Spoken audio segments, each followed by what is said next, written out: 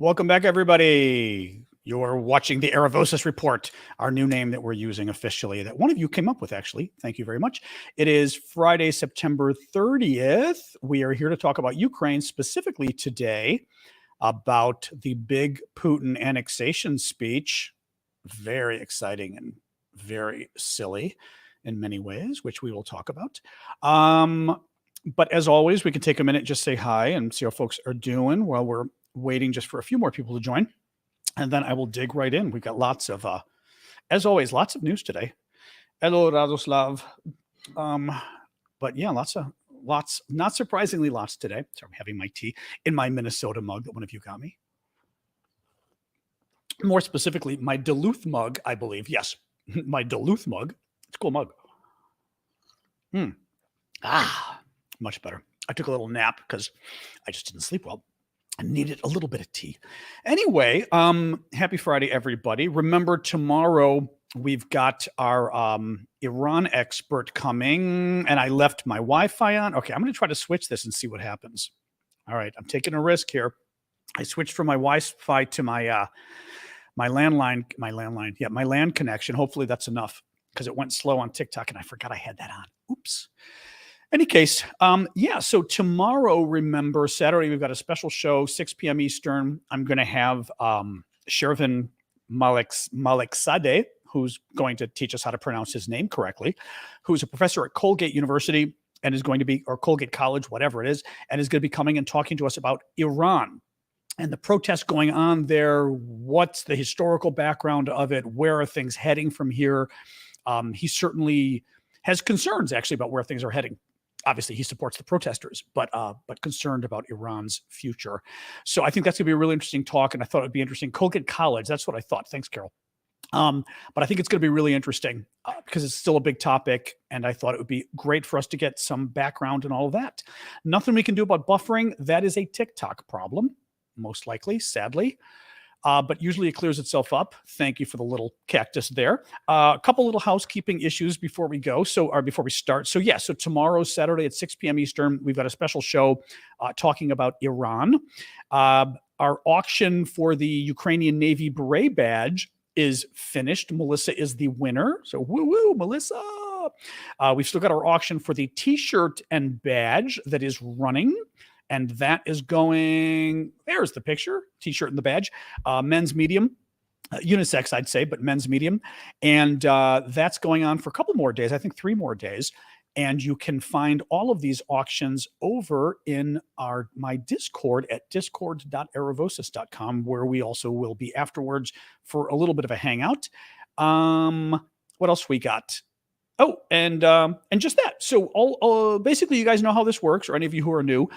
To pose questions on TikTok, use the Q&A feature that's in my profile. So go to my profile on TikTok. You'll see Q&A under it. Click that, submit questions there, and that's the easiest way for me to pull up questions. I can pull them up there. They're all in a row. Very easy. The rest of you, obviously, you can use the question or the comment box on the bottom, whether you're TikTok, Mighty Twitchers, whichever. And in terms of supporting me, I really appreciate your support. I'm doing this full time. Need your guys' support to keep doing this, to pay my bills, literally. And on TikTok, that means all the fun little gifts you give. Love them. Keep them coming. The only thing to warn you about, let's go, exactly on TikTok. The only thing to warn you about is the glasses and the hats do not work with the setup I'm using that allows me to stream the cool stuff on the screen. So thank you for that. So just keep that in mind. Don't use glasses and don't use hats. And in other words, anything that goes on my head, so to speak, will not work. All the other stuff does. For the rest of you, obviously, super chat questions are very welcome. I always make a point of, I always will get to a super chat question. That's my promise, even though sometimes they'll be a little delayed. But I appreciate those as well. All right, let's dig right in. So the quick hits of the sort of big stuff going on today. Putin declared, I'm going to say he declared an ideological war against the West. In a speech today, Ukraine responded by applying to NATO, and the world freaked out a little bit more about nuclear weapons. And but first, I want to talk to you about a little Ukrainian town by the name of Liman. Now, just to pull up this map briefly, Liman is the little X in the map there. Thank you on TikTok for the burgers. You will see the 4 territories that Putin annexed today. Well, he didn't officially annex them today. He signed the documents getting the annexation going, but there's a kind of a crazy convoluted process in Russia for this. So it's not officially annexed today, but the process began, okay? Those are the 4 provinces in eastern Ukraine. And the X is where Liman is, which is a Ukrainian town occupied by the Russians for several months, and big battle going on there in the last day or so. I will move this off the screen. There we go. What is happening is very interesting. I warned you guys about, not warned you, but told you to keep an eye on this yesterday. The Ukrainians have almost completely encircled the town of Liman. They've circled it on 3 sides, which is obviously bad for the Russians. And the 4th side that has a little bit of a road going out to the east, they have under the control, thank you for that on TikTok, they have under the control of their artillery so that any supplies coming in, any soldiers trying to get out will be bombed by the Ukrainians. There is anywhere from several hundred to several thousand Russian troops in this pocket in Liman. Nobody's sure exactly how many. It's bad. The Russians themselves have been complaining about it. Pro-Russian supporters in eastern Ukraine have been lamenting how bad this is. And it's ironic that this is taking place as Putin is announcing the annexation, because it's kind of a nice, I don't know if the word leitmotif is appropriate for this, but it's kind of a wonderful, maybe I'll use leitmotif for sort of the entire thing, which is while Putin does these fig leaf gestures, right? Oh, we're going to annex Ukraine. Ha, ha, ha. It doesn't really do anything. And what's really happening is what's on the ground. And what's on the ground is trouble for the Russians. Liman as well is super important because it is a railway hub and therefore a logistics hub for the Russian troops in the region. If the Ukrainians get Liman, which it's almost guaranteed they're going to get in the next couple of days, if not the next day, they will then be able to move further south into Donetsk. You see that province there, the 3rd of 4th provinces, right? Kherson, Zaporizhia, Donetsk, Luhansk, furthest closest to Russia. They're able to move down into Donetsk more, and they're able to move into Luhansk. So it's key for moving into both areas. Really bad for the Russians in this regard. Putin's speech. So let's talk about Putin's speech. So a little bit of tea for me to wake me up even more. Fewer trolls. Interesting that we have fewer trolls today. I don't know why. Maybe they're all sleeping after their hard day partying on Red Square. So Vladimir Putin gave a speech today and signed some papers, claiming he was annexing 4 key Ukrainian provinces. I've got the Ukrainian provinces there on my screen. You can see them. Thank you for the TikTok gift. You can see them. First one on the bottom is Kherson, then Zaporizhia. Zaporizhia you hear a lot about because that's the one where the nuclear plant is in that the Russians keep attacking. Then you've got Donetsk, and then you've got Luhansk. You will notice Luhansk on the far closest to Russia. That one, it is fully colored in, meaning the Russians pretty much control the whole thing. The next one over Donetsk, you see about half of it's free. So half of it, the top lighter color, is not occupied by the Russians. Zaporizhia, maybe 40% is free, not occupied by the Russians. Kherson, all of it's occupied by the Russians. But what that means is you've already got a problem there, okay? Putin announces that he's annexing these 4 regions today. The problem is he doesn't control these 4 regions. Now, he doesn't control them anyway in the sense of there's a big guerrilla movement. There's obviously a lot of battles going on, but also you've got half of Donetsk and 40% of Zaporizhia that Putin's troops aren't even in. I mean, they're still controlled by Ukraine. You can't just, you can say you're annexing it, but you're really not annexing it, right? Putin's speech overall, I'm going to go through the details of it just because it was kind of amazing. Putin's speech overall is, I'm calling it a declaration of ideological war on the West. It was weird because you will see when I give you the details that he wasn't really making a justification for going into Ukraine. He didn't even mention Ukraine for like the first 15 minutes of the speech. He was doing an ideological attack on the West. And I was sort of coming to terms with this as I was writing up my notes for tonight. Putin gave the kind of speech that is absolutely a Cold War speech, okay?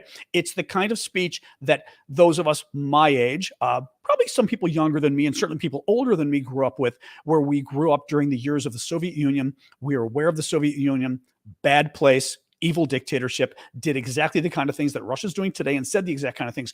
They were in an ideological war with us, in addition to a real war, so to speak, on the ground in many places. but an ideological war. And a lot of it was for developing countries, for the third world, as we called it back then, Latin America, Africa, right?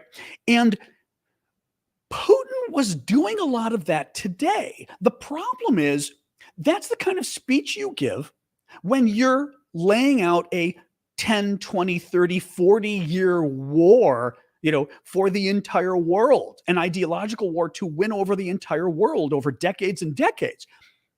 Russia doesn't have decades and decades. They've got months and maybe years max. And at the rate things are going, they're losing ground in Ukraine. They control 18% of Ukraine, absolutely, but they're losing ground. And this is one of the things that I find very confusing about this speech is you can make it as ideological as you want. That doesn't help Russia where it really matters. Russia isn't going to win this in the next 10 or 20 years against the West, right? They're going to lose it on the ground in the next months and year. Let me go through some of the details. Putin called for negotiations now with Ukraine. He said, "We call on the Kyiv regime to immediately cease fire, all military activities. The war it began in 2014." Like Ukraine began this war, but whatever. The war Ukraine began in 2014. 2014 was when Russia invaded Ukraine, stole Crimea, which is the peninsula in the south of Ukraine. You can see it here on the map. Yeah. Crimea, the four provinces that were annexed today are circled in red. And the province on the bottom, Crimea, is the one that the Russians stole in 2014 when they invaded. And they also stole parts of Luhansk and parts of Donetsk, which are the two provinces furthest to the east there as well. You'll see them, vaguely see them a little bit of a different color there. Actually, on this map too, you can see how they're a little bit of a darker color. That's what the Russians invaded in 2014. So it's pretty choice of the Russians to say that Ukraine started this war in 2014. They're demanding Ukraine return to the negotiating table. What Russia is doing here is Putin is trying to freeze the contest and the conflict. He wants everything kind of, let's go back to negotiating. We're going to freeze everything. And it permits Russia to start building up its troops again. Thank you for that on TikTok. It permits Russia to start building up its troops, digging in its trenches, because Russia now just declared these four provinces part of Russia. They need to defend them. And they want as much time possible that they're not busy fighting Ukraine, that they can start, again, literally building walls, building trenches, putting up minefields, things like this. So Putin's demanding a ceasefire today. Then there was a long rant about the West, not about NATO expansion, mind you. Remember how Putin claims he went in here to stop the NZ, as we'll call them, Ukrainian regime filled with NZs, right, running the whole thing, and that it was about NATO expansion. Not a word about NATO expansion, not a word about NZs. So, big surprise. He's lying. He said the West is greedy, seeks to enslave and colonize other countries like Russia. He came out against the rule-based order. Now, the rule-based order, you'll hear that phrase used, and it is used in the sense of an international system, United Nations based, where we all agree upon certain rules. And I would say maybe the cardinal rule of the United Nations is they would say you don't attack each other, but certainly you don't attack each other and take each other's territory away from each other. That's sort of the even more precise thing that's considered a big sin at the UN. Declaring war at all is considered a big sin, but declaring war and literally annexing part of your neighbor's territory and stealing it. Russia is complaining that everybody got together and came up with this rule-based system. And as Putin says, he goes, who made these rules? Who agreed to them? They're rigged rules.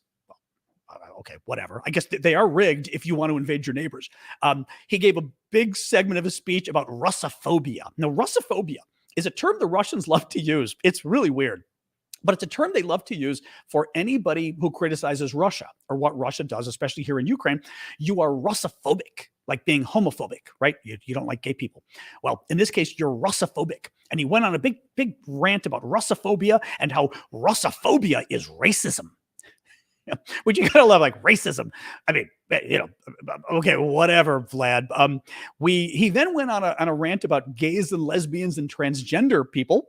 He said, we don't want the gays and the lesbians and transgenders the way he sort of said it he said it in Russian, but it was translated like that. Transgenders in Russia. He claimed the West oppresses the world. Now, what he did here, he brought up some fair points in terms of he basically did a look at the history of Western countries and all the bad things they've done over the last 500 years. And, a lot of them have. I mean, let's face it, if you're going to go back to 1500 or the 1400s, pretty much every country, not even just every country, thank you for that on TikTok, I would venture every people, if you go back far enough, every people has done bad things. Everybody did. Everybody attacked their neighbors. Everybody went to war. Everybody stole land from their neighbors. Absolutely. They just did in any case. But I'm not going to defend some of the stuff, but he brought up everything bad the West did. Didn't mention anything that his country did. I mean, the Soviet Union? Again, some of you who are too young to know this, go Google it. Look alone at what look at what they did in World War II. They love to brag about how they saved the world in World War II. That was after they helped start World War II by having a secret pact with the Nazis. They literally had a friendship treaty with them that they wouldn't invade. Well, they wouldn't invade. Let me rephrase. They wouldn't invade Germany, but the Soviets invaded Poland and helped start the entire beginning of World War II by letting Hitler know that he was safe on the eastern flank so he could attack the rest of Europe. And then the war ends with the Soviet Union hijacking half of Europe, kidnapping half of Europe, and holding it hostage for almost 50 years. For 45 years, the Soviet Union held Europe hostage. So whatever. I don't want to get into details of all this crap, but nonetheless, he claimed that, the West is oppressive, blah, blah, blah, blah, blah. Oh, thank you, Dragana. That's sweet of you. The West is oppressive. He's clearly, and part of what should be known here is this is part of that ideological war. What he's getting at is he's trying to win over the developing countries. He's trying to win over, Latin America, parts of Asia, and Africa by saying, look at how bad these guys have been. They're the colonial countries. Look what the Brits did to you. Look what the Dutch did to you. Look what the Americans have done to you, right? And let's forget about the fact of what the Russians did. But he's clearly making this stab for developing countries. But again, okay, how does that help you in Ukraine? Doesn't. He complained that we bombed the Nazis. I kid you not. He brought up multiple bombings in Nazi Germany and complained that we bombed them. And the best part was, I should have pulled up this quote. He claimed that we bombed, Dresden, okay, but Nuremberg and all these other cities, and claimed that we bombed them as an attempt to harm Russia. I mean, the chutzpah, and I use the word intentionally, of claiming that the attacks on Nazi Germany by the Allies was really an attack on Russia. Dude, right?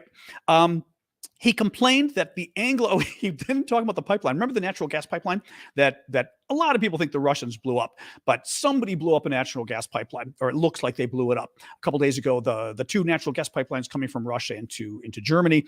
And Putin claimed, although most people think it was Putin claims that and I will, CK, let me go look in a second at what you've got here. Putin claims, this was great, the Anglo-Saxons blew up the pipeline, which then led a whole bunch of people. It was very funny, the comments, because I've talked about this before on my show. We do not refer to ourselves as in America, we certainly don't refer to ourselves as Anglo-Saxons. I mean, I don't know if you Brits do that. Now, the French do, les Anglo-Saxons or whatever. I remember hearing it in France and finding it kind of funny because it's just what is this, the 7th century? Well, people online started tweeting and saying, basically, we declare war on Northumbria, Mercia, and Wessex because of their attack on the pipeline, which were, the sort of Anglo-Saxon city or kingdoms they would have been back then in, 700, 800, 900 AD. He called us Satanists. We are witnessing sheer Satanism in the West. Satanism. Observers said it was the most anti-American speech Putin's ever made, certainly the 20 years in power. Thank you for that, for the little doggy on TikTok. It was, as I said, a Cold War speech. It was an ideological speech. But once again, just keep coming back to it and say, how did this help Putin in Ukraine? It doesn't. Now, let me real quick, see what CK had put up there. What did you see as significant on how Zelensky filmed the signing of the NATO application? Did filming it outside hold some significance? I mean, let me get to that in a minute because we're going to talk about Zelensky's response. Actually, let me bring it up with what we're saying right now. I literally was going to say how Ukraine responded to this. So Ukraine responded in a few different ways. One, Zelensky responded and said, quote, Ukraine is ready to hold negotiations with Russia, but only with a new Russian president, which was pretty good.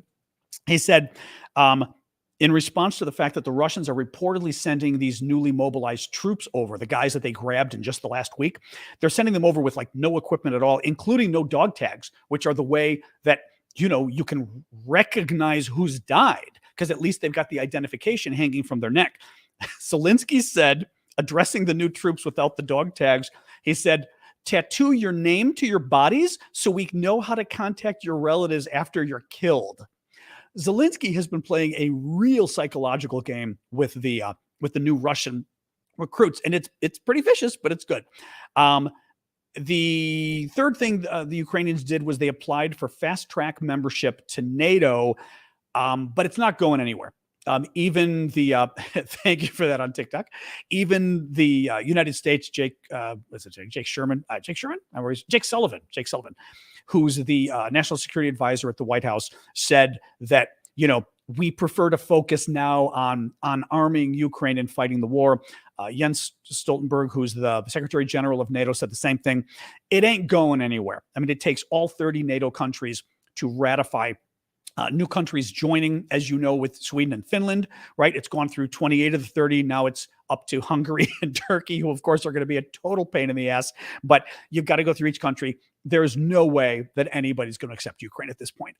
We can talk about it later. But nonetheless, I think it was meant as a bit of a FU middle finger to Putin. Doing it because it was just okay, fine, you're going to annex our territory, we're going to apply to NATO, just to freak them out a little bit more. So I think it was a psychological game. The G7, which is the sort of, 7 most economically developed democracies, I believe, and with liberal economies, came out with new sanctions today. That's US, Canada, France, Germany, Italy, the UK, and Japan. You know, a lot of new sanctions on a lot of different things. Still raises the question in my mind of, you know, we're still coming out with new sanctions. I mean, at some point, wouldn't it be great if maybe we just used all our sanctions on Russia? But nonetheless, they're doing gradual sanctions. New York Times had a really interesting little point right before I came on, and I mean, it just seemed kind of unbelievable. New York Times is reporting that even among Russia's traditional allies, no country has stepped forward to recognize the annexation yet.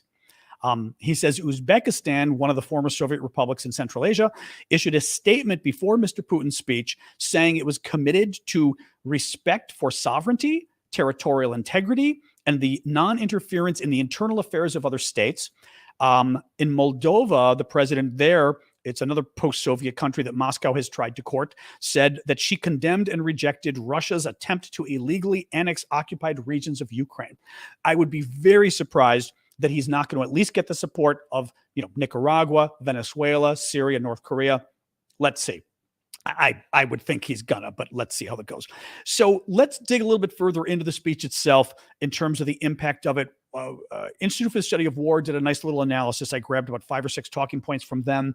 They are a really good think tank here in Washington, D.C. that I've talked about before. Very credible, good, solid analysis, objective. And a few of the points they raised. Putin renewed his attempt to compel Ukraine to negotiate a ceasefire by again threatening to use tactical nuclear weapons. He is likely aiming to scare the West into pressuring Ukraine into a ceasefire, which he will use to rearm. So a couple things going on here. One, he's threatening nuclear weapons. Now, other observers noted that Putin never explicitly mentioned nukes. He did mention at one point the line he's used before where, you know, all the weapons available to us, we will use to defend these new territories. So, you know, he's implying nukes, of course. But what they're saying here is he's using the nuclear threat not as necessarily an intent to use nukes, but he's using it to try to scare the West into pressuring Ukraine to slow down. Like, oh my God, he might nuke. Let's have a ceasefire. Let's just calm things down. Let's talk it out. because Russia wants the ceasefire, because Russia just annexed 20% of Ukraine, or 18%. You can see on the map there, right? The dark parts. Well, not just the dark parts, because let me show you again. Sorry, since I'm that one. So it's all the red, even though he doesn't occupy all the red. It's all the red areas there. Okay.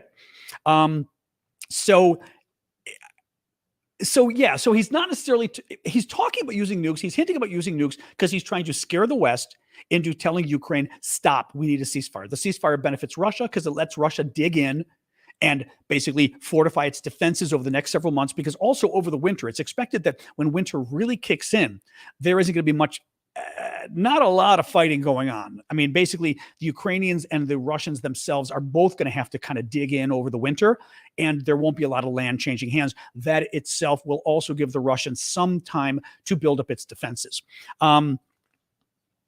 Next point from ISW. His latest threats are not fundamentally new, nor indicate imminent preparation for their use. In other words, Putin's latest threats about nukes, they're not new threats. He's had red lines before. He had a red line, by the way, in Crimea. Crimea is the peninsula hanging right down, all the way down. Actually, this one shows it. You can see Crimea. You see, again, the red. Go straight down in the middle. You see Crimea. That's the Russian peninsula, the Ukrainian peninsula that Russia annexed in 2014. It is still part of Ukraine, but Russia's hanging on to it at this point. And Putin has said, well, it's part of Russia now as of 2014. If Ukraine attacks it, they're attacking Russian land, and we're going to use nuclear weapons, blah, blah, blah. Well, Ukraine has attacked Crimea a lot of times since the war started, including famously about 5 times over the last month when they blew up some Russian military bases. And guess what? Russia didn't do anything about it. There was no nuclear war. They didn't go ballistic. It was a red line that was a bluff. Okay. The crossing of Putin's stated red lines in Ukraine has thus far not triggered threatened nuclear use. Third point, Putin is most likely to employ a nuclear weapon. This is a great point, but it totally backs up what I've been telling you guys. Putin is most likely to employ a nuclear weapon if he believes it will not draw direct Western conventional military intervention, and if he believes it can have decisive effects within Ukraine. 2 points there. So what they're saying is Putin will use nukes if, one, he thinks the West isn't going to enter the war. But he thinks if NATO's going to enter the war, because he uses nukes, he's not using nukes. Why? Because Putin is he's not losing. Well, he is kind of losing. The thing is, look, the Russians did very well at the beginning. Well, okay, I've got to get more detailed here. The Russians didn't do well at the beginning because it was a 3-day war. It's now 7 months, right? Remember, they came in, they tried to get Kyiv coming down from the south, the north of, coming up from the north, of Ukraine. They tried to get Kyiv the capital. The Ukrainians pushed them back to Russia. Then the Russians came in the east, and they did a pretty good job coming in from the east, as you can see in the map that I've got up here. They took those 4 territories, east and heading south, right? So the Russians did pretty well on that. But since that time, the blue on that map is the area that the Ukrainians have won back now, and they're winning back more. So the Russians now are not doing well, and the Ukrainians have the momentum. They have the advantage for the foreseeable future, right? What ISW is saying is, one, Putin isn't going to use nukes if he thinks NATO's going to enter the war. Putin is having a hard time beating Ukraine. He doesn't need America to enter the war. He doesn't need France and Great Britain and Norway and Germany and Poland.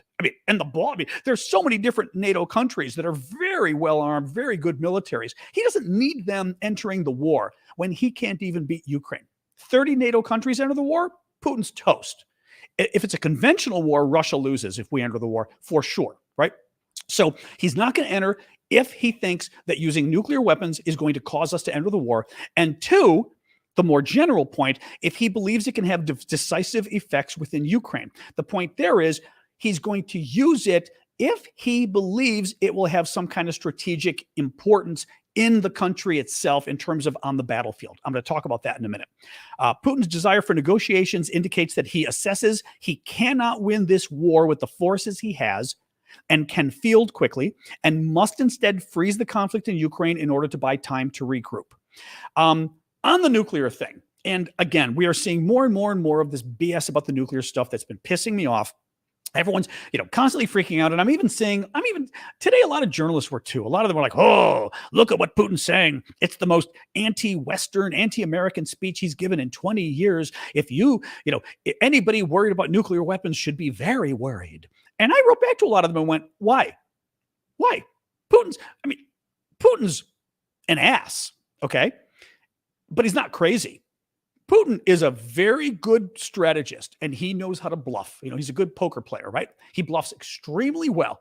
But to suggest that Putin's he's gonna use nukes because he's angry? He's not 12 years old, right? We're not dealing with a child here. He gave an angry speech, and he's very upset with America. He could nuke us. That's not why world leaders nuke each other. We don't have a lot of world leaders nuking each other, but typically that's not what's going to happen unless you're, Muammar Gaddafi or Saddam Hussein or somebody, I guess, but who might be a little more crazy. Gaddafi was crazy. I don't know that Hussein was crazy. But hold on a second here. I was going to go the nuclear thing. Oh yeah. So with the nuclear thing. So let me walk through this a little bit. One, as I said earlier, Putin cannot win a conventional war with NATO. He's having a hard time beating Ukraine.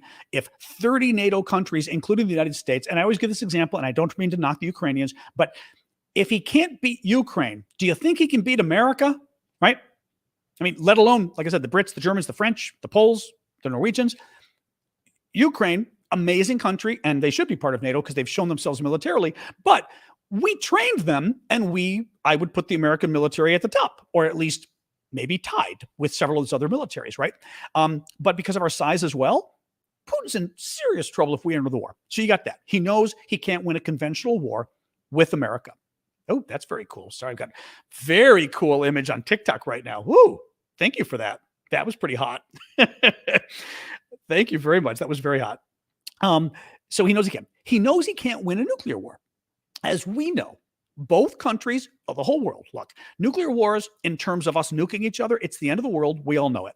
And as I've talked about many times on this show, nuclear submarines. U.S. has nuclear submarines. Russia has nuclear submarines. So does France. So does Britain. And what happens is, thank you for the October thing on TikTok, each of our countries have nukes that are basically at the bottom of the sea. Not the bottom, but maybe 1,000 feet deep, 1,300 feet deep, something like that.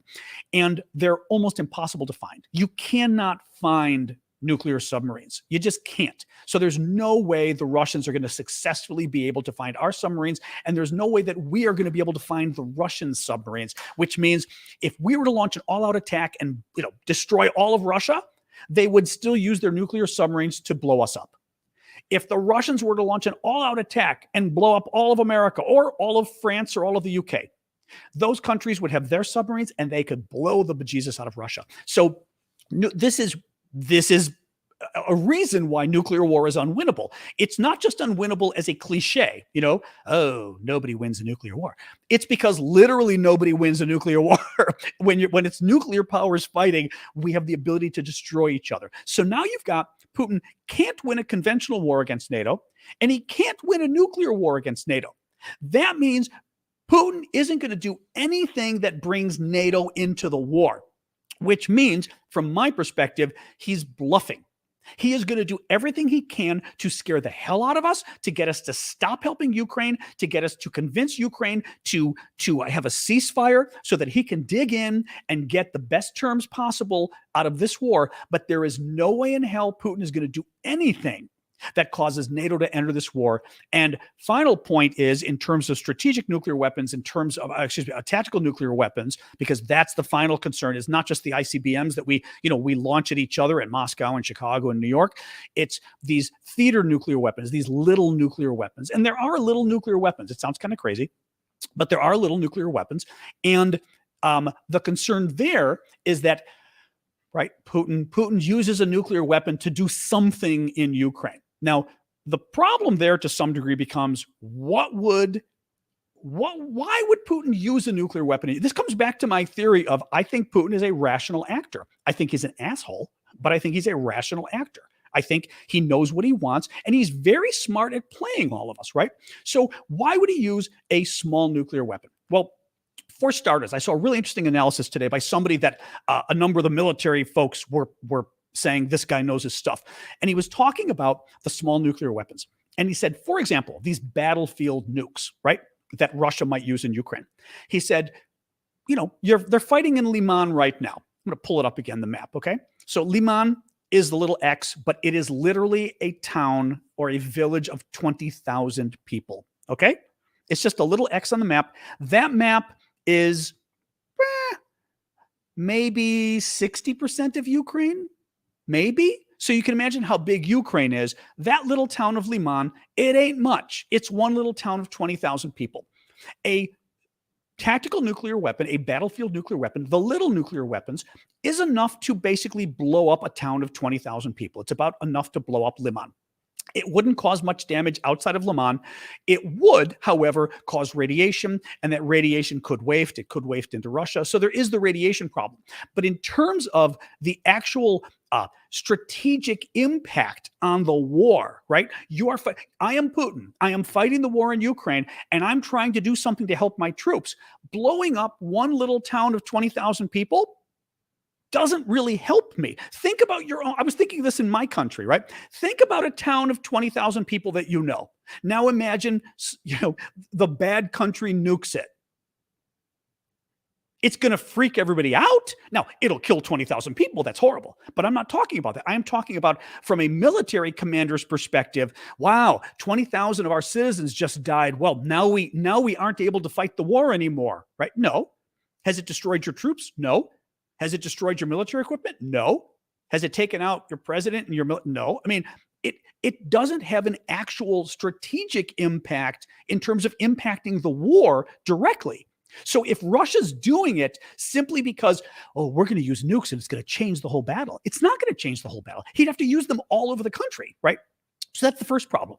Now, I would argue that if he uses the nukes, then he's not going to be using them because he thinks, I can use a nuke and, blow up lots of Ukrainian military. That's not what's going on. He's going to use it to try to freak us all out again. So the Ukrainians go, like Americans did in World War II, right? Going after Hiroshima and Nagasaki so that the Japanese, I think, did it take 9 days or something? So the Japanese go, we surrender. That's it. We can't take this anymore. He's going to do it, but is that going to do it? Does anybody think the Ukrainians are going to say, he just nuked us, so I guess we're going to roll over and say, okay, Vlad, right? We're going to cave and let you take over our country? If anything, the Ukrainians are going to be hopping mad if he does that, and they're going to fight 5 times harder, 10 times harder, right? So they're not going to cave. Is the West going to roll over and play dead because Putin launched a nuke in Ukraine? No. I mean, there's no way. Oh, thank you, Will, for that. So the West isn't going to roll over. So once again, you get to the question of there isn't a strategic reason why blowing up the nukes in Ukraine will help him. It's not going to help him on the battlefield. That's what I mean. And it's not going to help him in terms of convincing the Ukrainians to stop fighting. And it's not going to help convince the Americans to stop helping. If anything, it's going to probably piss people here off even more. It'll freak people out. But as soon as he does that, it means every American in this country goes, oh my God, they're crazy. They're the enemy. There's going to be some people, but it's going to be pacifists, I think, and that's about it, who are going to say, we've got to come to peace. I think, generally speaking, that is not going to be the message that's going to come. So once again, that's where I come on the war thing. Is he's trying to psych us out. He's trying to scare us. He's bluffing us. But I can't find a strategic reason, including bluffing. Well, not including bluffing. I can't find a reason Putin would use nukes. I can find a reason why Putin would want us to think he's using nukes. That I can find, right? And that he wants us to think he's going to use nukes because he wants us to cave. And by the way, he also wants the Europeans to cave on the sanctions and America to cave, but he wants Germany. We know Germany he's been going after nonstop.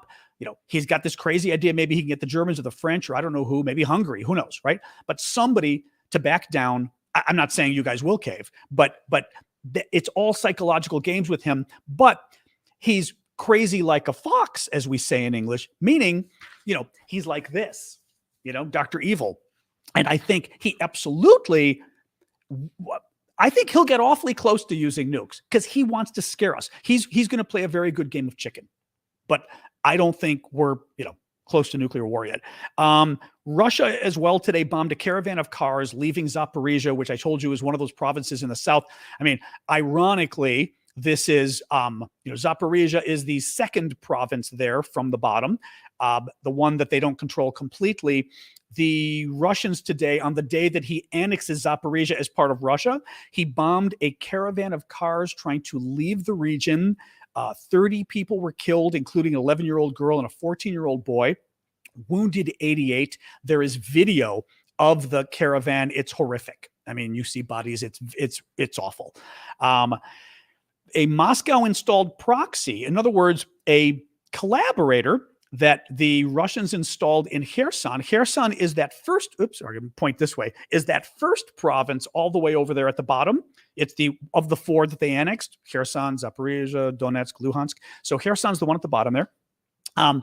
A Russian proxy who was responsible for security, I believe he may have been like a deputy minister, or whatever the hell they call it, or the Russia's calling it, but for running the occupation, got blown up today, died.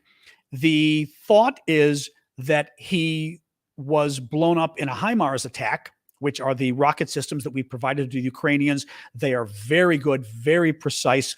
2 of the rockets hit his home and killed him. So they were able to target this guy's home from as far as 20, 40, maybe even 60 miles away. He was only on the job for a month and a half before they killed him. And again, this is a local Ukrainian, I believe Ukrainian. None of the reports are saying if he was Ukrainian, but I think he was, who was hired by the Russians to help run the occupation, to help run the Russian takeover of these Ukrainian territories, and the Ukrainians killed him. And the Ukrainians have been doing this a lot. They've been very effective at going after traitors in their midst, and also the Russian authority themselves. Canada called on its citizens to leave Russia today. Interesting, because yesterday Italy did it, and the day before America did it. I am trying to figure out what's going on, but something's going on. Something's going on. It says to me that the nuclear thing does have everybody freaked a bit. Even if we don't believe that Putin has any current plans to use nukes, we're freaked out. The governments are freaked out. NATO is.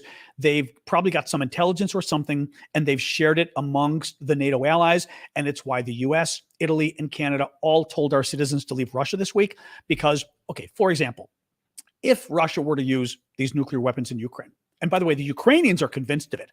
I read you guys a quote yesterday from the Ukrainians saying they believe it's highly likely that nukes will be used. I'm hearing reports from Ukraine that the citizens are very freaked out as well, very worried that the Russians are going to use nukes.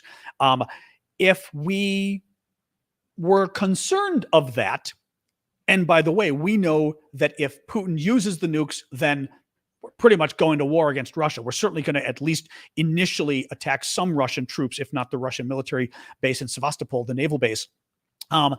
If we do that, Russia could try to hold all of our citizens who are in Russia hostage.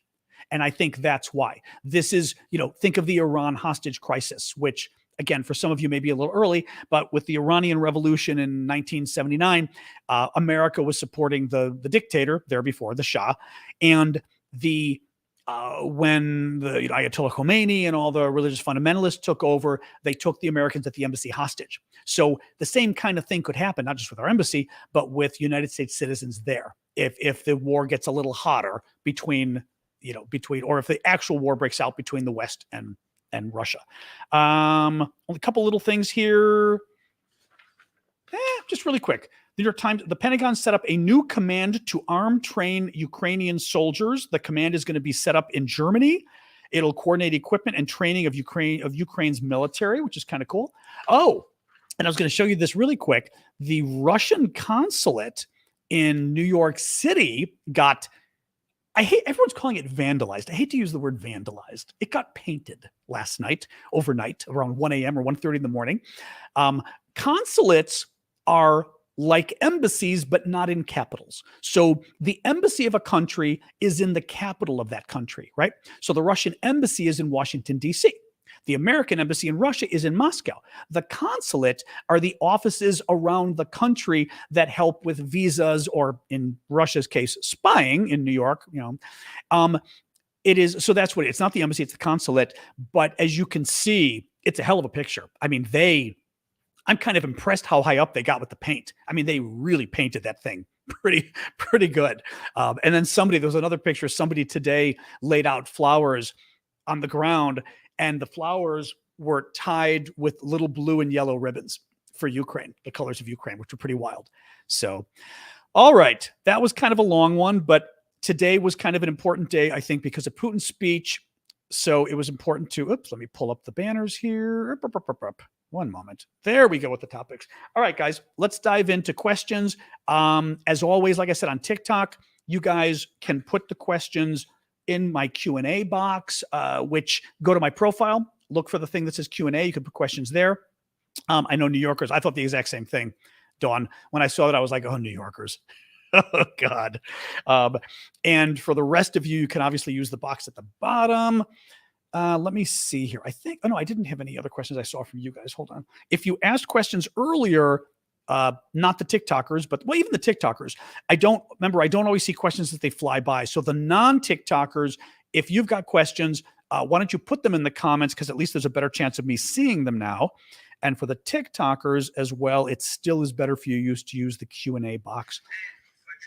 Russia arrested an American today for espionage. I did not see that, although my guess is going to be it would be an embassy person. Hang on. Russia, American espionage. Let me see here. Let me see. Oops. Pull that there. Don't lose my connection while I'm checking this up. No. Americans arrested somebody. We charged an ex-National Security Agency employee with espionage. I don't know if that's what you're thinking about. No, I'm not seeing it. I'm not seeing it. Unless you've got it somewhere else, I'm not seeing that, Syndicate. Yeah. Yeah, unless you can find it somewhere else, I'm not seeing it. If Ukrainian advance continues at this pace, how long do you think Russia can hold out? Well, I mean, it depends what you mean by holdout, right? General Hodges, who former American general, was commander of the U.S. Army in Europe. And Hodges said the other day that he thinks the Ukrainians can win back all of the territory. Let me pull this up.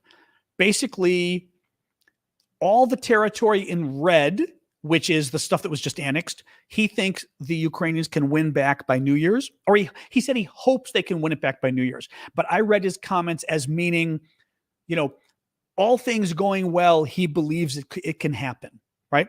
And he said next year he hopes that they will be in Crimea, which is the peninsula in the south.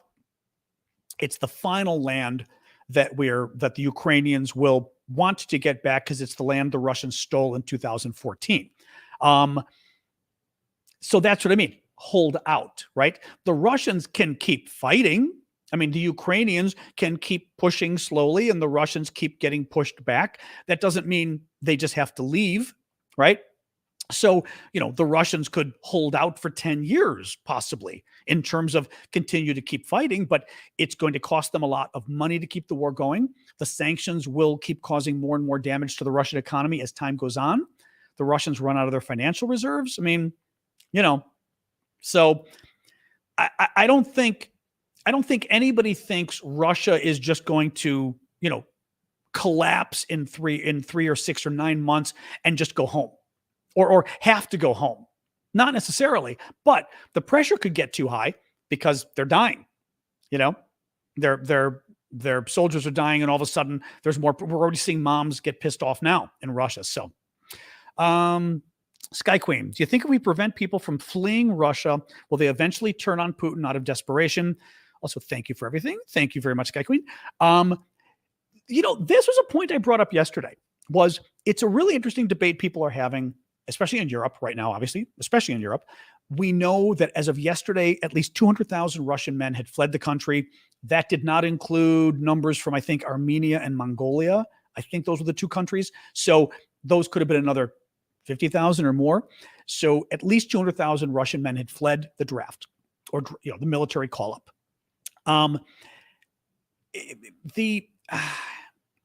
Oops, sorry. Got to look here again. I switched off. I can have my glasses on. I keep trying to read the question again as I'm talking to you. So the question there was, European countries have started to cut them off. The EU overall refused to, the European Union. So individual countries started saying, fine, we're going to start cutting them off. So you had the Baltic states, Latvia, Lithuania, Estonia, who said, we're not letting in Russian tourists anymore. Then Poland said, we're not letting in Russian tourists anymore. Then Finland said, we're not letting in Russian tourists anymore. Now you've got all of the European countries that border Russia have now stopped the Russians from crossing the border there. So they're going to have to keep going to, Armenia and everywhere else, all the other Kazakhstan, the other places. The question becomes, is it better for our overall goals with regards to Russia to let these people flee or to keep them in Russia? One argument is they come to the West and they see how great things are and they eventually bring that back to Russia.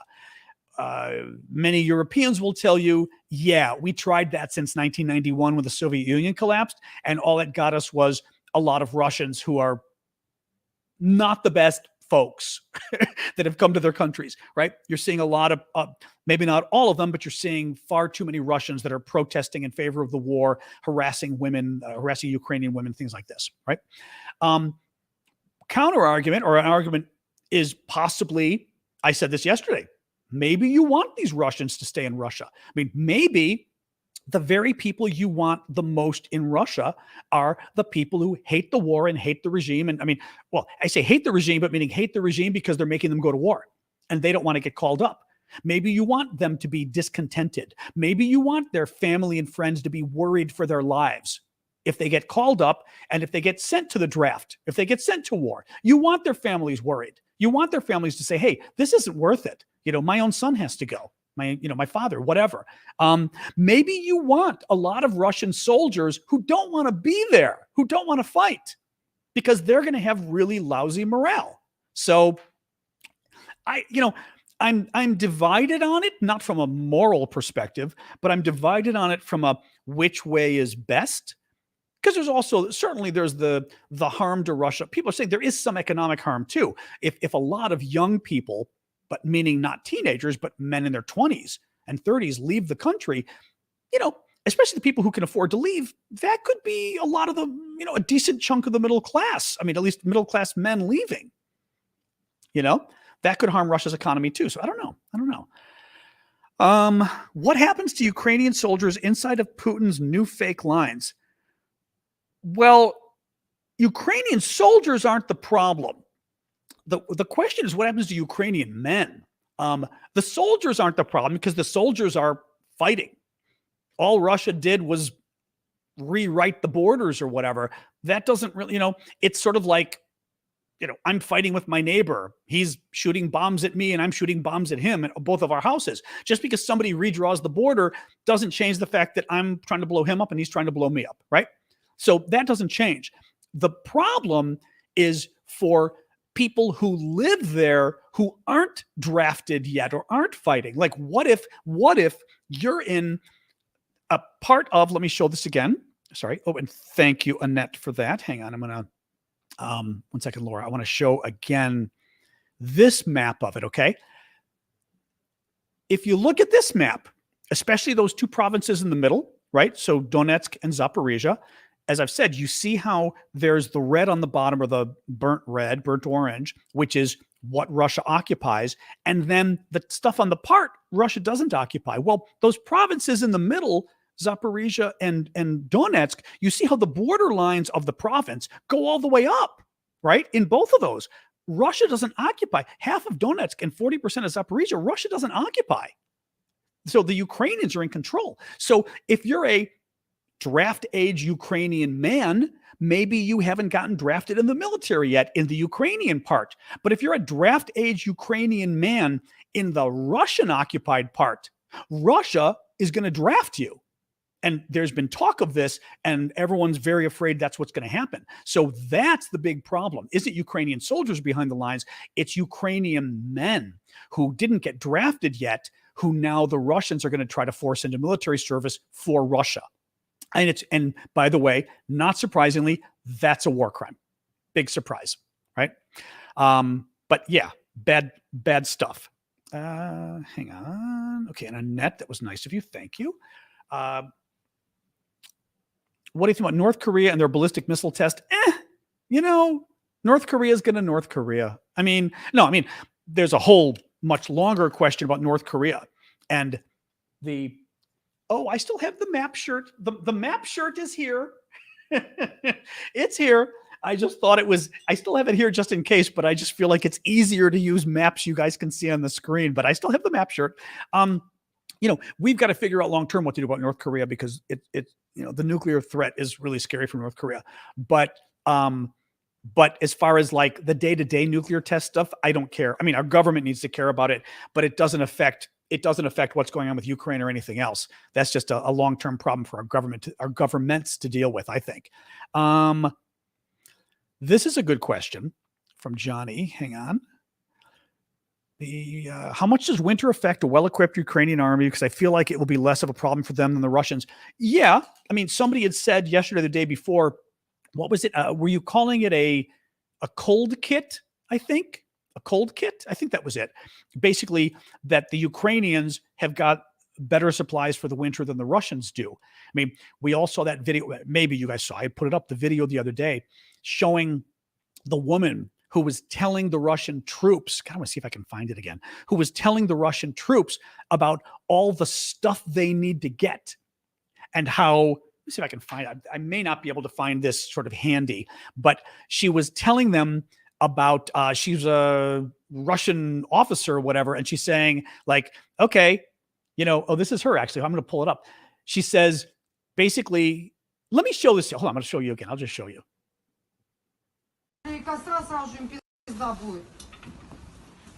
Так, потом что? Спальники. Однозначно будете спать, где придется. Hold on. I've got to get the branding off the screen. Oops. Hold on. This is how hold on. Beep, beep, beep, beep, beep. It's this one. Hide. There we go. Okay, let me start it again so you can see the... Сразу говорю, возле костра сразу же им пизда будет. Так, потом что?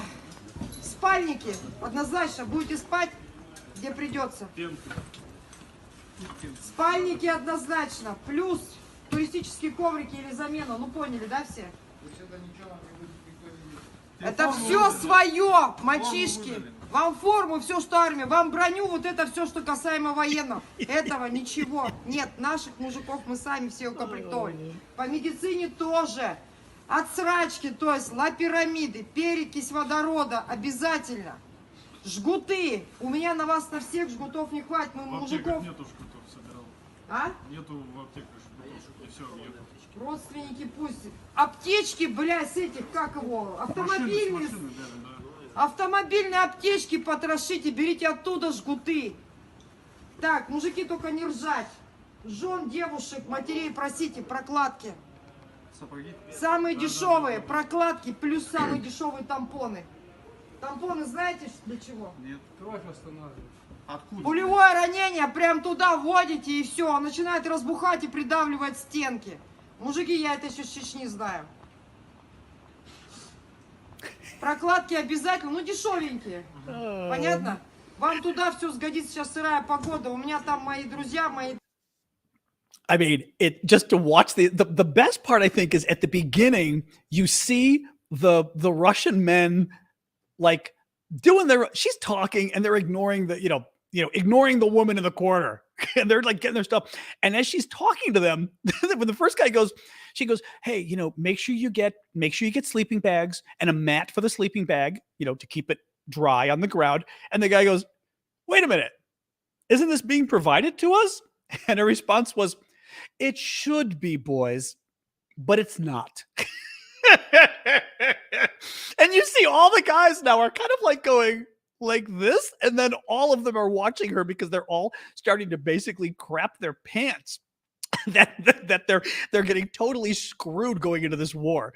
God, I'm forgetting what I'm forgetting what one of you had a question or something that made me think of that. Sorry about that. I'm forgetting now what it was. I had to remove everything off the screen. But what was it? It was something about Ukraine. What did you ask? I'm sorry. I'm totally spacing out now when I had to move the question out of the way. But this is, yeah. Oh, the winter, right. So the Russians don't even have sleeping bags. They are not prepared for the winter. The Ukrainians are prepared for the winter. Also, the Ukrainians potentially can go and sleep in people's homes for the night. Potentially, if they're in the area, people are going to open up their homes for the troops. The Russians, where the hell are the Russians going to sleep, right? And this is some of what happened with the war at the beginning. The Russians were having to sleep in their tanks and in their vehicles. And what the Ukrainians did, the Ukrainians used, UAVs, drones. The Ukrainians used drones, and the drones had thermal cameras on them. And I saw a video of this. It was really nasty, showing Ukrainian drone looking at the forest, and in this dark forest at night, because it's freezing out, so that the thermal isn't showing anything, you see a tank. And I mean, the tank is bright red, like red and orange, right?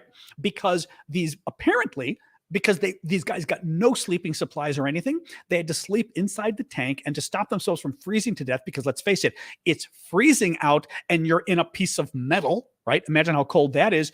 They had to leave the tank running to keep them warm. But when you leave the tank running, you now, from a drone, are literally looking at the outline of a tank hidden in a forest. All the leaves, maybe if the leaves are gone, but basically buried in a forest where nobody could see you, the tank is shining bright and bright. And what happens? The drone sends the exact coordinates by GPS coordinates to the artillery, and the artillery blows the hell out of the tank, and the tank is gone. So, yeah. No, the Ukrainians are certainly going to have a better time. I'm going to go a little over today because with questions, because I know we didn't, there was so much news to sort of give you guys. Who do I think blew up the pipelines? The Russians. I will say this, the U.S. is still being cagey, which makes me think that we don't know. And my guess is it's actually very smart from a propaganda perspective.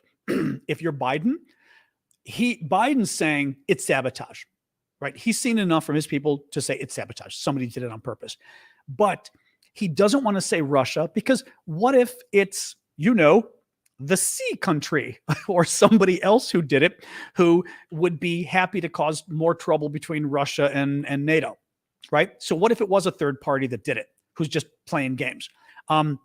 He is probably concerned about saying, oh, it was Russia, because if it ends up being a third party that did it, then the Russians say, well, look, you see these Americans, you can't trust anything they say, or the NATO or whatever. So, and then next time you accuse Russia of something, they go, oh, well, remember when you accused us of the pipeline?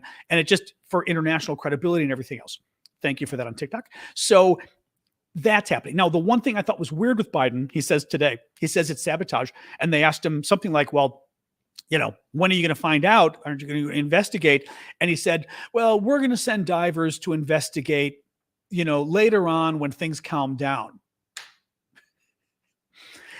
This is when Biden drives me a little nuts. I'm listening to this going, you're going to send divers to investigate later on when things calm down, to investigate who did this because you don't want to know right now? It's a little weird. That was a little weird. So anyway, oh, I didn't see the tracksuits. That's funny. Mike is saying, do you remember in the beginning of the war, at the time, the well-equipped Russian soldiers, some of them were wearing tracksuits? No, but I'm sure. I didn't see it, but I'm, again, not surprised. Harvey, are you joining us? You're late. As my French professor said, Monsieur Ravosis, vous n'êtes pas toujours là, mais vous êtes toujours là. Because I would miss class a lot. And the point was, Harvey, you're not always there, but you're always there. It's sort of like, you're always a presence, even if you're not always here. But being a well-educated Brit, I'm assuming you're fluent in French, since you guys respect such things. All right, let me look. Russia's part of the investigation. Oh, God.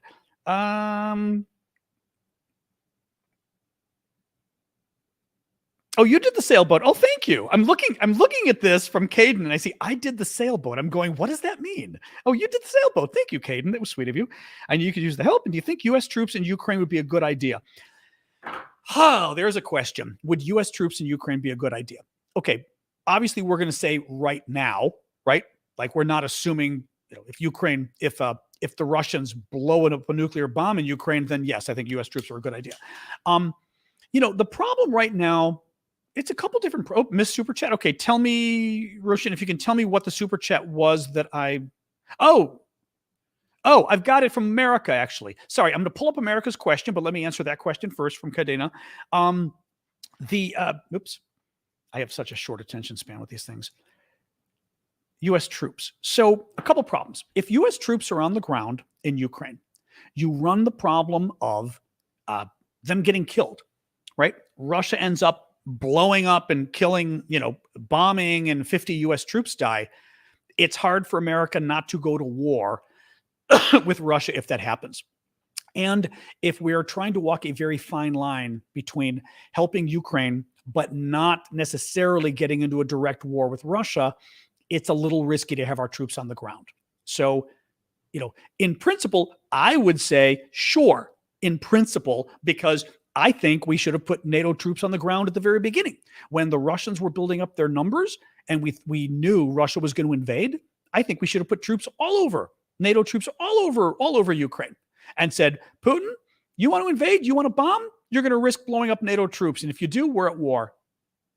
And my point, I've said this before, my point was, now that Vladimir Putin has said repeatedly before February 24th that he's not going to invade and that we're lying, that it's a NATO lie, a NATO dirty trick claiming Russia's going to invade, then there's no problem putting NATO troops on the ground. Thanks, Vlad. Thank you so much for giving us your reassurance that you're not invading, because then there's no problem at all with us putting troops there. So that's what we're going to do. We're going to put troops there. Hell, I would have even considered, anyway, bottom line. So that's what I would have done. So will Ukraine have enough soldiers to maintain their progress?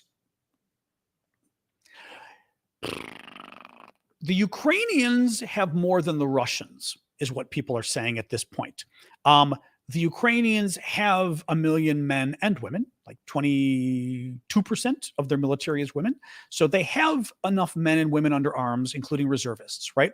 Obviously, a lot of those people, like 2/3 of them, I think, something like that, are, supply, logistics, chefs, all sorts of things, right? It's not necessarily, not necessarily. I'm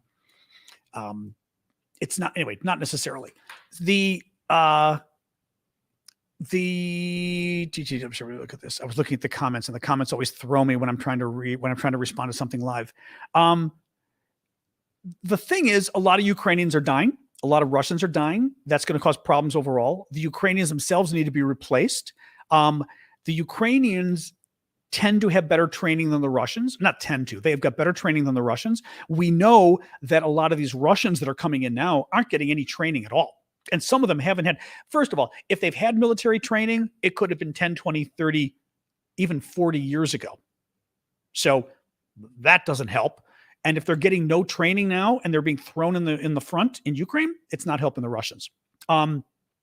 So the Ukrainians at least are better trained, which means they're going to be better than the Russians. They're getting better equipment, but at this point, nobody thinks.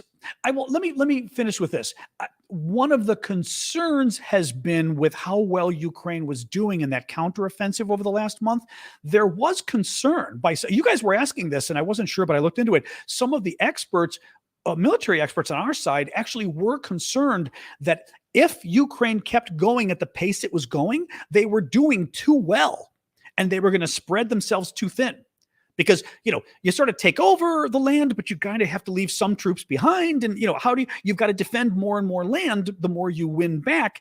And that it wasn't clear the Ukrainians were quite up to speed to do that. So it's a concern, but it looks like the Russians are having a bigger problem than the Ukrainians as far as maintaining where they are, which is good.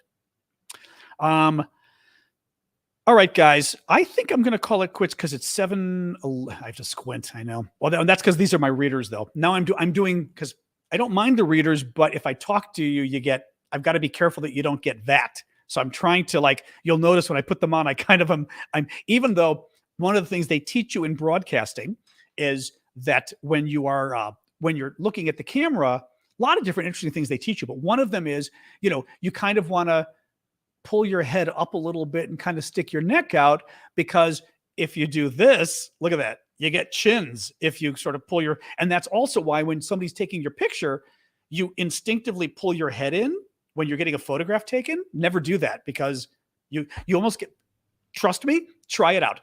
Somebody will be taking your photo and you kind of pull back because you get nervous and you automatically get chins. So they always tell you. In any case, I was laughing because with the glasses on, I've got to do this, and then I give myself even more chins. All right, guys. I'm going to call it quits because we're at 7:11. I try to keep this for an hour. Tomorrow at 6 p.m. Eastern on Saturday, we're having a special guest, Colgate professor, Iranian American, who is going to talk to us about the uprising in Iran, the women's protests that have been kind of amazing. Actually, I was going to show you guys really quick. Well, I was going to show the picture tomorrow, but it's really neat. I want to show you right now. I did put it on the Discord, and I am going to go to the Discord right after this, and we can hang out for a little bit there. Let me, hold on. I'm going to show you this.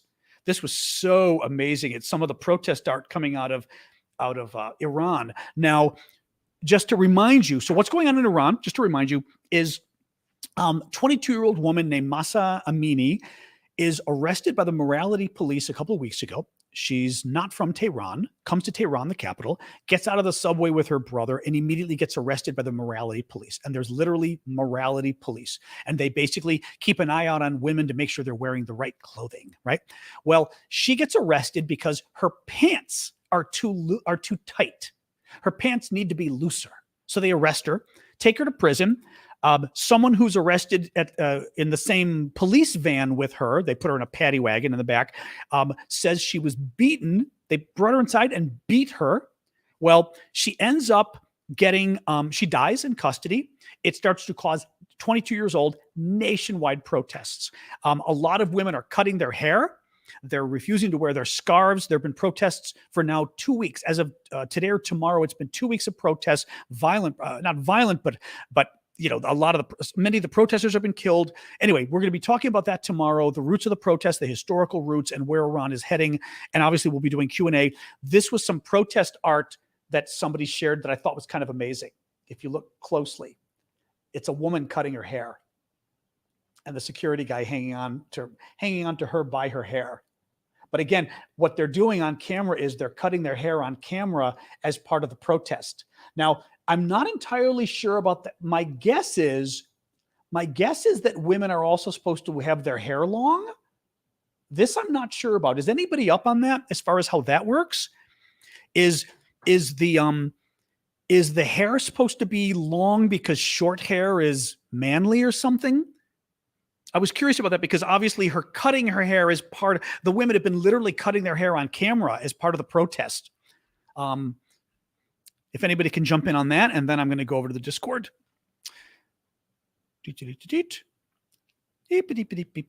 Well, while we're waiting for someone to wait, I will finally put the last little thing. Remember how you can help. Anyway, and by the way, a lot of you I saw do the TikTok gifts tonight. That was very nice of you. Thank you for that. They're still protesting. It's just, I think it's not getting as much news, which is bad, which is bad. Anyway, let's go to the Discord, but thank you guys. I appreciate it. As I said, if you can help out with the donations, with PayPal, TikTok, I've got all of it on the screen there with the Venn, the gifts, and with the Discord. Let's go to the Discord. I'll go to the Discord and hang a little bit. Thank you, Dragana. I appreciate that. We cut our hair in mourning. Oh, that's interesting. I don't remember that. That's a Yaya thing. Cutting the hair in mourning. Interesting. So in Islam, it's not allowed to be cut though? Or it's not allowed to be cut unless it's long? Or what's the...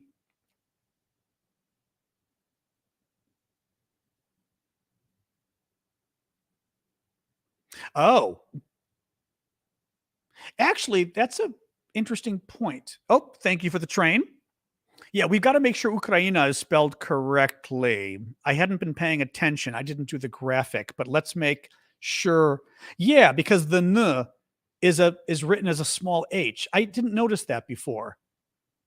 Yeah, it's not how it is in Russian, so I'm assuming Ukrainian too. Uh-oh. Okay, Syndicate. Yeah, let's see. Actually, I don't know if you have access to that graphic, but we can talk about it later. I'm surprised nobody noticed it until now. Yikes. Yikes. We thought it was her hijab at the beginning, but apparently her brother was with her, and the story finally came out maybe 2 days ago. Reuters or somebody had a much bigger story about it, that it was her pants weren't loose enough. Even worse. I mean, just ridiculous. Absolutely ridiculous. It's part of mourning. Okay. Cover their hair and wear long, loose-fitting clothes. Okay. So it's being cut in mourning. Okay, I didn't realize that. I wasn't sure. That's very interesting. Even better, but still, what a great picture, you know? All right, guys. Oh, recap. Shit. I always forget the recap. Sorry. All right, quick recap. And then we're going to jump over to Discord for a little bit. I'm getting hungry. So Putin gave a speech today, pretty much declared ideological war on the West, a new Cold War, I would call it.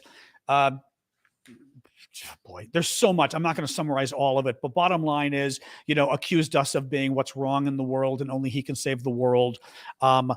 Ukraine responded by applying to NATO, by saying they're ready to hold negotiations with Russia once Russia gets a new president. I thought that was pretty fabulous.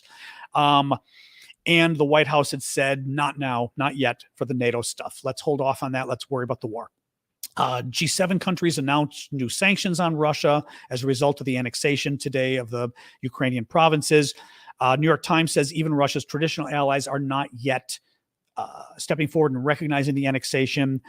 Institute for the Study of War weighed in on Putin's speech and basically said, what have I got here? Oops, hang on. I don't want to miss all my little, what did they say? Putin is trying to compel Ukraine to negotiate a ceasefire. They're trying to basically scare the West about the nuclear thing. I got into the nuclear thing and basically said Putin knows he can't win a conventional war with NATO. He also knows he can't win a nuclear war because neither of us can win a nuclear war. So it doesn't really make sense he would do anything that would bring NATO into the war. And nuking Ukraine would bring NATO into the war. So I don't think he's going to do it. I think he's going to bluff us up until the very end and try to scare us out of not supporting Ukraine or forcing Ukraine somehow to negotiate at a loss, right? Russia bombed a caravan of cars leaving Zaporizhia today, killing at least 30 people, including 2 children. A Moscow-installed collaborator died after an explosion in Kherson today. Looks like he was killed by a HIMARS. Canada called on its citizens to leave Russia. The New York Times says the Pentagon is setting up a new training command in Germany to train and arm Ukrainian soldiers. And the Russian consulate in Manhattan was the victim of a special painting operation today. All right, guys. I did see that actually. The Serbian government said they do not support annexation. That'll be the last thing I put up. That one surprised me. I was very surprised about that. Yeah, because Serbia has been a pretty staunch ally of Russia. But that one, I did see that. That surprised me. Yeah. All right, guys, let's go over to the Discord, discord.aravosis.com. Tomorrow, 6 p.m., same time tomorrow. Same time. On TikTok, I've already got it set up. On YouTube and everywhere it's set up as well. So on my YouTube, go on my homepage and you'll see it. It's right there. You can register right now to be reminded. TikTok, they're probably not going to remind you. You can try to sign up right now, but you know how it works on TikTok. I suggest you go and see what time it is for you, but it's the same time today's was, 6 p.m. Eastern time, 6 p.m. New York City time. Thanks, Chris. Thanks, guys. So yeah, we'll go to Discord and hang out for a little bit. Okay. Discord.aravosis.com. Not too long because I'm getting hungry. I can feel like I'm getting a little bit of a hunger headache and I don't want to, seriously, when I would join other people's lives and things like that, even on Discord, like some Discord lives, I would always put it in my calendar. Seriously, that's like the only way I'd remember. I'd put it in my calendar, so I'd look and go, oh, shoot, there's a live happening, because otherwise, not always a guarantee you're going to be reminded by the powers that be. All right, guys, I'm going to sign off. Meet me over in the Discord, okay? And see you guys tomorrow, 6 p.m. Eastern time, U.S. Saturday, for our big Iran discussion, all right? Bye, everybody.